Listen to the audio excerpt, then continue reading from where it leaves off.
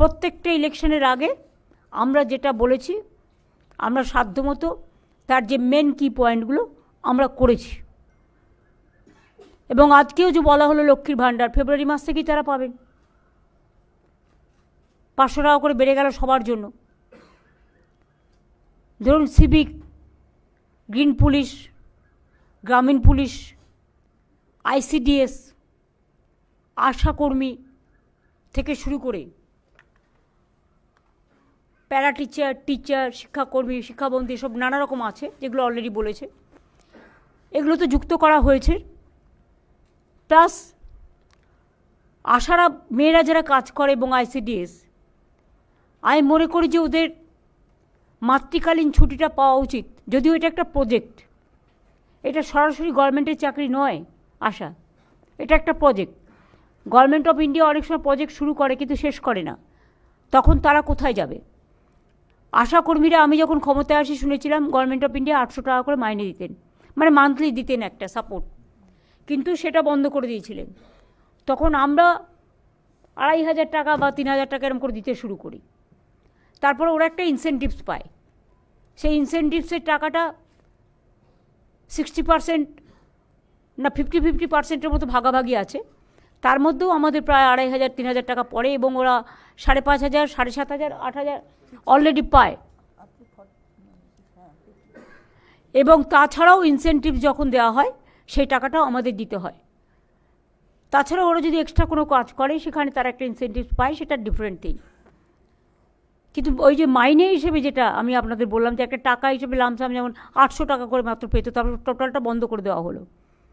সেখান থেকে বাড়িয়ে আমরা 5250 ছিল, আজকে 1000 বেড়ে গেল।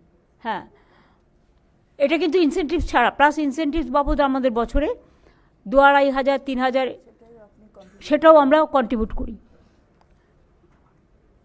তো এবং তাছাড়া 1 মাস করে এরা যে মাতৃকালীন ছুটি সেটাও পাবে, এবং কর্মরত অবস্থায় কেউ মারা গেলে 5 লক্ষ টাকা ক্ষতিপূরণও পাবে। এটা সবার জন্যই করা হয়েছে।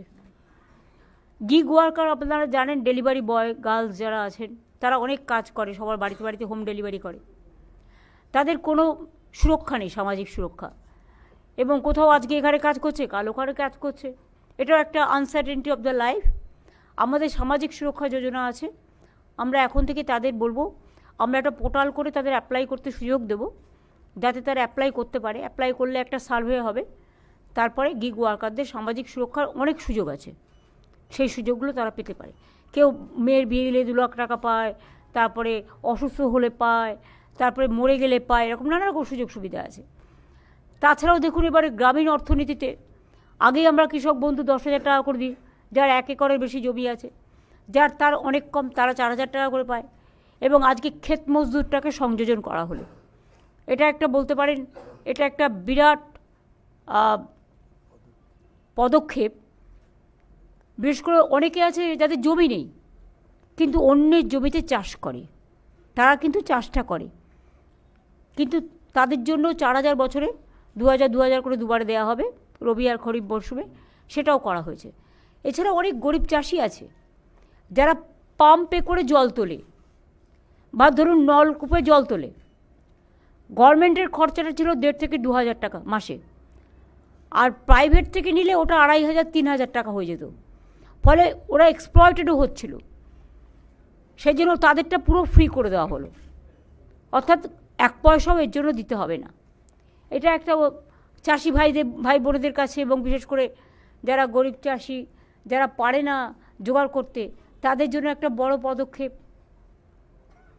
এছাড়াও আমার মনে হয় আপনি অমিতদা বলেছেন, তার সত্ত্বেও আমি আপনাদের বলি যে আমাদের বেকারত্ব, যেটা গভর্নমেন্ট অফ ইন্ডিয়া রিপোর্ট অনুযায়ী 45.65% কমে গেছে। এর জন্য আমি সব ডিপার্টমেন্টের কাছে, পশ্চিমবঙ্গ সরকারের সাধারণ মানুষের কাছে, ছাত্র যুবর কাছে, আপনাদের সকলের কাছে আমরা কৃতজ্ঞ। এছাড়াও আরেকটা আপনারা জেনে খুশি হবেন যে আমরা এর মধ্যে 1,72,00,000 বেশি মানুষকে দারিদ্র্য সীমার আওতা থেকে বের করে এনেছি। এটা কিন্তু মনে রাখবেন যে কোনো ডেভেলপমেন্টের একটা বড় অঙ্গ।